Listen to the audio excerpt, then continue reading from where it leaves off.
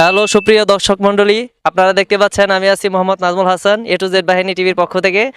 আজকে আমরা একটি পার্কে এসেছি, এখানে আমরা একটি বড় ভাইয়ের সাক্ষাৎকার নেব। আপনারা আমাদের সাথেই থাকুন। আসসালামু আলাইকুম ভাই। ওয়ালাইকুম আসসালাম। আপনি কি এখানে বেড়াতে আসছেন? হ্যাঁ, বেড়াতে আসছি। আপনি যদি কিছু না মনে করেন, আমরা আপনার সাক্ষাৎকার নিতাম। আমার সাক্ষাৎকার নেবেন? আমি একটা ছোটখাটো মানুষ। আচ্ছা ঠিক আছে, নেন। তো ভাই, আপনার নাম কি? নাম দিয়ে কাম কি? আরে ভাই, আপনার বললাম না যে আপনার সাক্ষাৎকার নেব, আপনার নামটা বলবেন না? ও আচ্ছা, আমার নাম হলো ব্যাবলা। ভ্যাবলা? আচ্ছা ভাই, শুধুই কি ভ্যাবলা, আগে পরে কিছু নাই? আগে পরে কি বলবো ভাই, আমি তো খুব গরিব মানুষ, তাই আগে পরে কিছু লাগাই নাই। কয় কি? আপনি যদি বড় লোক হইতেন তাহলে কি লাগাইতেন? বড় লোক হলে কি লাগাতাম শুনবেন? হ্যাঁ বলেন, শুনি। আমি যদি বড় লোক হতাম তাহলে আমার নাম থাকতো নাম মোহাম্মদ ব্যাবলা খান বাহাদুর চৌধুরী মিয়া আলী হুসেন শিকদার জমিদার তালুকদার মির্জাফর বালসাল ইত্যাদি। এ তো নাম শেষে দিয়ে কইলেন বালসা, লিডা আবার কি? ভাই এটা বুঝবেন না, এটা নতুন আবিষ্কার হইতো, আমরা যদি বড় লোক হইতাম আর কি। ও ভাই, এবার আপনি থামেন। আপনার যে নামের টাইটেল, এর থেকে মানে রেল লাইনও ছোট আছে। আপনি যেভাবে নাম বলতেছেন, আপনি বড় লোক না হয়ে ভালোই হয়েছে। আপনি বড় লোক হইলে আপনার যে নাম, এই নাম কবার দেয় তো মানুষের দোমাইটকে মারা যাইতো মানুষ। ভাই ভালোই কইছে, এই জন্য আমি বড় লোক হই নাই। আমি চাই না আমার কারণে কোনো মানুষের মৃত্যু হোক। আচ্ছা যাই হোক, তো আপনার বাবার নাম কি? আমার বাবার নাম জহির।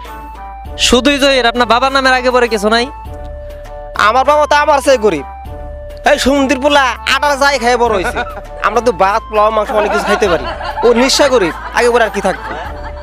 সুপ্রিয় দর্শকবৃন্দ, আপনারা ধৈর্য হারা হবেন না। ভাইরে পাইছি, ভাই অনেক মজার মানুষ। আপনারা আমাদের সাথে থাকেন, ধৈর্যের সাথে থাকেন, আরো অনেক কিছু জানতে পারবেন, শুনতে পারবেন।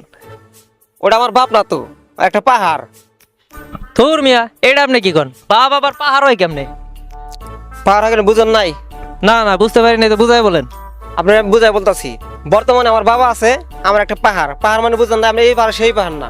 আমি যত অন্যায় অপরাধ ভুল করি, পৃথিবীতে বাবা আছে যার, তার সবই আছে। আমার অপরাধ যত শাস্তি আছে সব আমার বাবার বুঝে যাবো, আমার বাবা সামলাবে। আমার বাবা যদি না থাকতো তাহলে সব অপরাধের শাস্তি আমার উপর আসতো। এই জন্য বলছি, বাবা আছে যার, তার পুরো একটা পৃথিবী আছে। আর যার বাবা নাই, সে তো পুরা নিঃস্ব, তার কিচ্ছু নাই। আচ্ছা ভাই, আপনি ঠিকই বলছেন, বুঝতে পারছি। যার বাবা আছে তার দুনিয়ায় সব আছে। যাই হোক, এখন আমি বর্তমানে আপনার এই বর্তমান দেশের যে পরিস্থিতি, এই বিষয়ে কিছু প্রশ্ন করতে চাই। আচ্ছা ঠিক আছে, করেন। আচ্ছা ভাই, বর্তমান যে দেশের পরিস্থিতি, এখন বর্তমানে কোন সরকার আসলে আপনি খুশি হবেন? কোন সরকার আসলে আমি বেশি খুশি হবো? একটু বাবার বিষয় কি বন্ধুরা, কি তোমার বাবার চিন্তা করার বিষয় না? ভাই আমি তো খুশি হইতাম কেরামত সরকার আসলে। কেরামত সরকার? ভাই, আমি এই সরকারের নাম জীবনেও শুনিনি। আপনি শুনছেন? না। আপনি শুনছেন? না আপনি এই সরকার কই পেলেন? আমার তো এই জীবনে আমি কোনোদিন এই সরকারের নাম শুনি নাই। ভাই, শুনবেন না তো। আসলে বিষয় হলো কি জানেন, কেরামত সরকার হলো আমার দাদার নাম, যিনি 5 বছর আগে মারা গেছে। এখন যদি যিনি পৃথিবীতে আবার আসে, তাহলে আমরা খুশি হবো না কেন? আপনিও খুশি হবেন, মরা মানুষ জীবিত হয়েছে। এই জন্য বলছি যে দেশে যদি আবার কেরামত সরকার আসে, আমার দাদিও খুশি, আমিও খুশি, আমার চাচা খুশি, আমার 14 গোষ্ঠী খুশি। ভাই, আপনি কথা শুনে আমার মাথা ঘুরতাছে। কি কথা কইতেছে? আরে মিয়া, মিথ্যা কথা বলেন কেন? আমার মাথা তো সোজা আছে, কই ঘুরে না তো। আরে ভাই, এই ঘোরা সেই ঘোরা না, আমার মাথার ভিতরে ঘুরতেছে। যাই হোক, আপনি কি পাগল নাকি? আপনি কোন জেলায় থাকেন? ভাই আমি তো জেলায় থাকি না, আমি তো আমার বাড়িতে থাকি। এই মেয়ে, আপনার থাকেন তো বাড়িতে, আপনার বাড়ি কোথায় সেটা বলেন। বাড়ি আমার বাপের বাড়ি। আরে ভাই, বুঝলাম যে আপনার বাবার বাড়ি থাকেন, তা আপনার বাবা কোথায়? আমার বাবা আমার দাদার বাড়ি থাকে। তা আপনার দাদা কোথায় থাকে? কেন, আপনি আগে বলছি না? আমার দাদা 5 বছর আগে মারা গেছে, এখন কবরে থাকে। আচ্ছা যাই হোক ভাই, আপনার কাছে একটা শেষ প্রশ্ন। তা আপনি কি বিয়ে করছেন? না ভাই, আমি এখনো বিয়ে শাদী করি নাই, ভাবতেছি বিয়ে করব। আচ্ছা ঠিক আছে, আপনার কেমন মেয়ে পছন্দ? ভাই আসলে আমার কেমন মেয়ে পছন্দ জানতে চাইতেছেন? বলতাছি, আমার পছন্দ 120 বছর একটা মেয়ে হবে, তার থাকতে হবে 11টা ছেলে। আমি অবাক হয়েন না, শুনেন, এরকম যদি কোনো পাত্রী থাকে আমাকে জানাবেন। আমি চাইতেছি 11টা ছেলে থাকবে, আর ছেলের মাকে আমি বিয়ে করবো, আবার 11টা ছেলে থাকবে।